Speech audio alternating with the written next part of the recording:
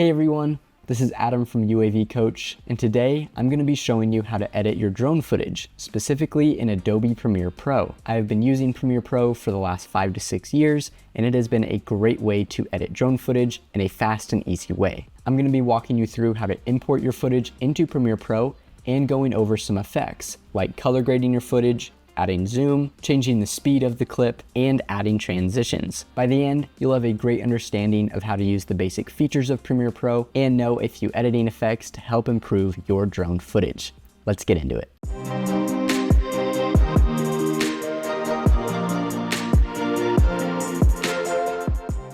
So first, I'm going to show you a very basic idea of how I organize my drone footage. So I have a folder that's usually labeled clips or footage, and then I have a Premiere folder. I have a specific Premiere folder because that is where the Premiere Pro file will live in, just so it doesn't look that messy. So if I click in here, Premiere Clips, it shows that this is a Premiere project. So this is all that's going to be in this folder. And then of course, my clips are going to be my drone footage. And these are all of the different clips that I'm going to show you today. So from here, this is just in my libraries folder.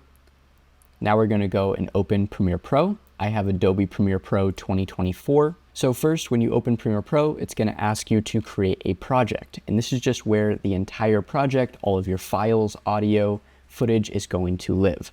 So let's create test clips 2. And this is where the project location is going to live. And just like I said before, I'm going to put it in that Premiere Pro folder that I made. This helps me just organize the different projects and the different clips I have. I'm going to select the folder, and we say it's going to be saved into here, and then we just click Create. So now this is our project, and we can import media. So I'm going to click Import Media. We're going to go to our clips. Instead of selecting all of these clips and clicking Open, you can do that if you want, but you can also just click this folder and click Import Folder. And when you do that, the folder name is going to appear, and then you click inside the folder and all of the clips will appear. I like to do this just so I can keep organized when I have a lot of different folders. So again, this is Premiere Pro 2024. If you want to have this screen look the same as mine, go into Window, Workspaces, and I am in the Color workspace. And this is just so you have the same layout as me, if you want to follow along. So first, I'm going to open Clips, and let's select this one right here. And all you're going to do is just drag and drop into this timeline area. So we can see that this is our clip. We can scroll along just like that. So you can drag along here and see the clip. It does look a bit choppy just because my computer is trying to render it. This is not what the clip actually looks like, just being a little slow. So we got our clip into the timeline, and one of the first things that I like to do is color correct it. And that can be changing the brightness, contrast, saturation, things like that to make the video pop a little more. We are going to go into Lumetri Color on the right side. If you don't see this, you can go into Window, go all the way down and find Lumetri Color, and just click Lumetri Color so it's checked, and it should appear right here. We're first going to go into the Basic Correction tab. Click that little drop down arrow, and now we can edit our clip just like you would an image. So if I drag the exposure down, it's going to darken it. If I go up, it's going to brighten it up. So I'm personally going to brighten this up just a little bit. I don't want to ruin the highlights that much, but the clip is a little dark. Let's go around here. Contrast, can bump that up a little bit. Let's bring the highlights down just a tad. Open up the shadows, the whites, and you can just play around with some of these settings. It looks pretty cool or blue to me, and I want to make it pop a little more. This was taken during sunrise, so it was a very warm tones. So I'm just going to go to the temperature and just drag this up to the orange side. You see that we're getting more orange tones in this. Let's go around here. Tint can make the image more purple or green, and I do actually like it a little more purple. I think that works nicely, especially because we have these green rice fields down below. It can kind of contrast that. And now let's go to Creative, just right here. And I'm going to sharpen this clip up just a tad, maybe to about 15. And vibrance and saturation, I always like to do vibrance first, just because vibrance is only going to bring out the colors that are dormant in the video.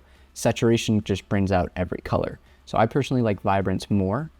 So I'm going to push vibrance up just a bit, and you see it's really only affecting the sun, just because that's really one of the dormant colors in this video. Let's bring this up to around here. Click that. And now we can go to curves, which is just a fancy contrast slider. So I usually like to make 3 points, one at the bottom, one in the middle, and one at the top. So let's just bring this up just a bit. Just like that. Bring this down, and we'll bring it down just so we can continue to maintain the highlights in those clouds, and then the top area again. And some people call this an S curve because it looks like a very minimal S if you just do these main 3 points. And we're really just affecting the contrast, the shadows and the highlights in the image, and pulling them apart. All right. And now one of my favorite areas is the color wheels and match. And with this, you can kind of play around with the shadows, midtones, and highlights exclusively and choose certain colors that you want them to be in. So for shadows, if I drag all the way down to blue, you can see that most of the shadows in the image are becoming very blue. I might want it a little warmer, so I can just drag up to the red area. Maybe not too much. That's pretty good right there. Midtones, again, more on the warmer side. The highlights, probably more warm, just because the sun is the main highlight in this image, and the sun is usually pretty orange and red. Just around there. And sometimes I like to, you can check these boxes to see what the effect did. So if I uncheck that, we can see we made minimal adjustments. The colors, go to the basic correction, and we can see a difference that we've made already just through that. And let's up the contrast just a bit.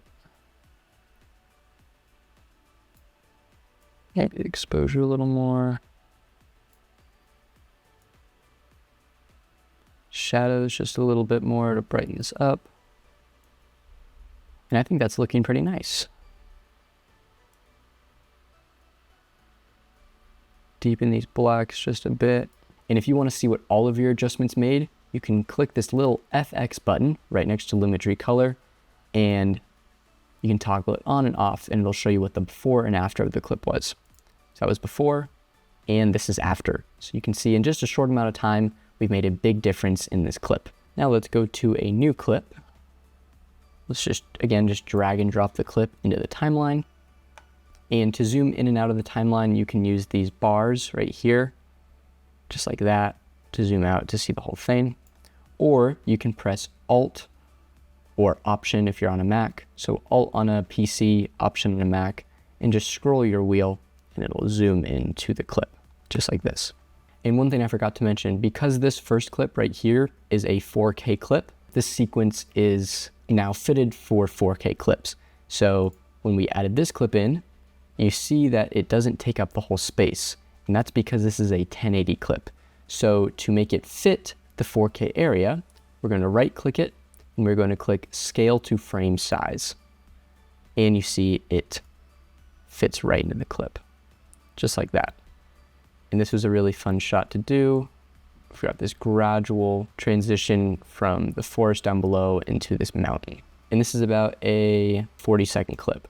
So let's say that I want to speed this clip up. So if I want to speed this clip up to fit and edit, or for it to just go faster so it's not almost a minute long, what we can do is right click the clip and we're going to find speed/duration. Click speed/duration. So right now you see the speed is at 100%. That's just the base rate, and it is a 48-second clip. Now there are two ways that you can speed this clip up. You can either just change this number. So let's say we want to do 200%. And you can see that automatically changes the duration to 24 seconds now. Or what you can do is just drag this time. Let's say you have a specific time in mind. I want this clip to be 20 seconds. So you just drag all the way down to 20 seconds. And that gets us to 234%. So you can change the speed either way. And if you're good with that, you just press OK. And you see that the clip shortened a lot. And when we drag it, now we're going to see it is sped up by about twice the speed. And because the drone was so high and everything's so far away, it doesn't even really look like it was sped up that much. So that's a little trick for if you do have subjects in the distance, it's not going to always look like you just sped this clip up to a crazy amount. And if you want to speed it up even more, again, just go to speed and duration, or a shortcut is Control on PC or Command on Mac. So Control or Command R, and this brings up the clip speed and duration. And let's say we want to do 400%. And again, we put 400%, we see that the clip is now going to be 12 seconds long. We click OK, and the clip shortened even more. And we can now see how fast the clip is moving now. So that's just a very easy way to speed up clips. You can also do the opposite where you slow down, but when you're slowing down, you want to work with only frames that you've done in 60 FPS or 120 FPS, just because if it's not a slow-mo clip to start out with, when you slow it down, it's just going to get really choppy. But that is how to speed a clip up. So for this third clip, I'm going to show you how to zoom in to the clip. So right now we can see it's just a basic flyover of this beach.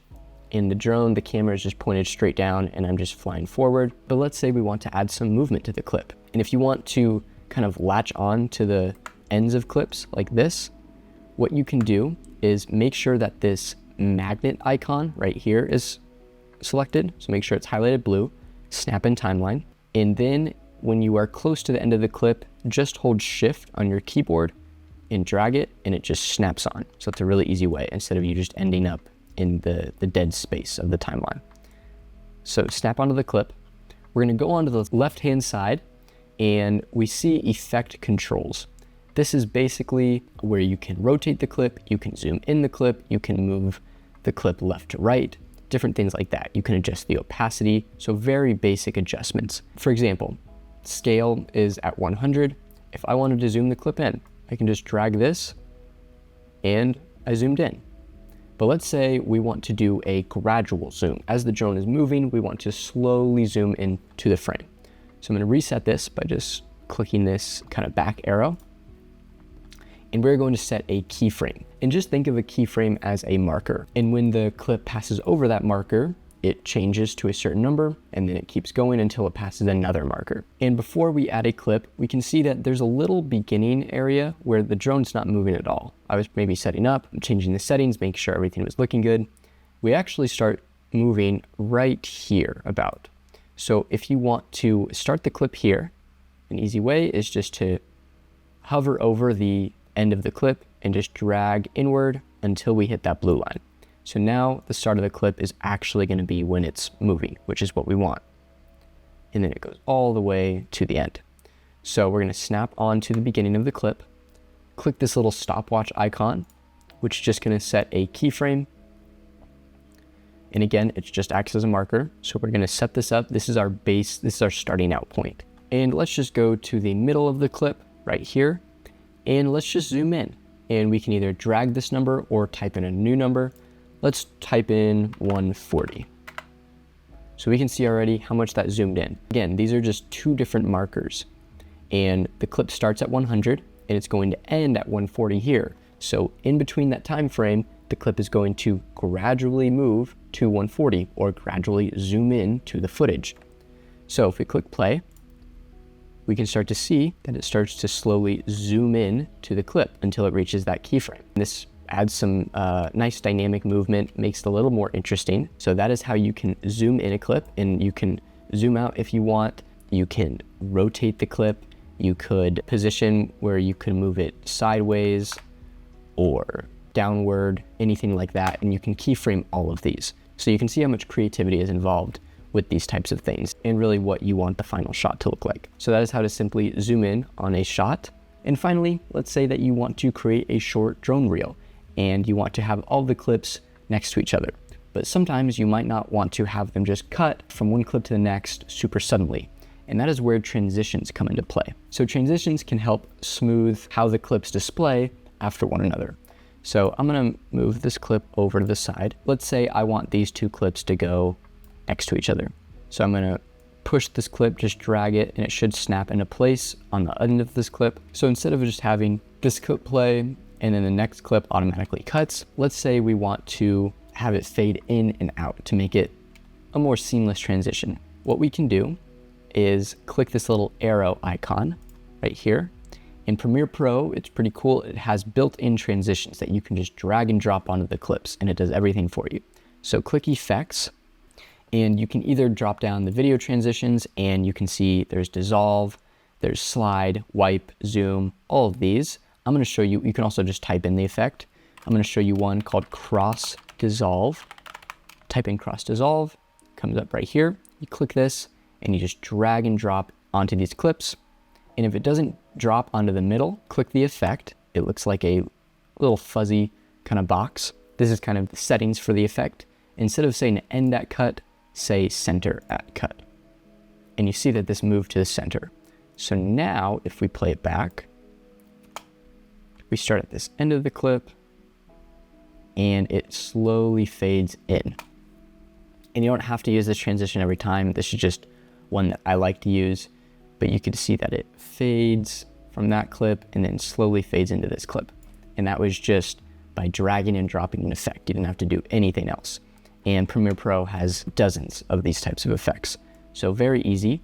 And that's just a very simple way to add a nice little transition into your footage. And one of the most important options is to save your footage. So you can either go up to File, and click Save, or you see that there Control S is the shortcut, so you can see the save. So either Control or Command S, and it saves the project. So just in case anything happens, all of your work does not get deleted. So definitely keep that in mind. Control or Command S, constantly save your work. It can save you stress and a lot of hours having to redo stuff. So those are 4 simple effects you can use in Premiere Pro to edit your drone footage. We hope you liked this video. If you want to see more editing content like this, comment down below, and don't forget to like and subscribe and turn on that notification bell so you don't miss out on any of our future drone videos. Until next time, blue skies and safe flying.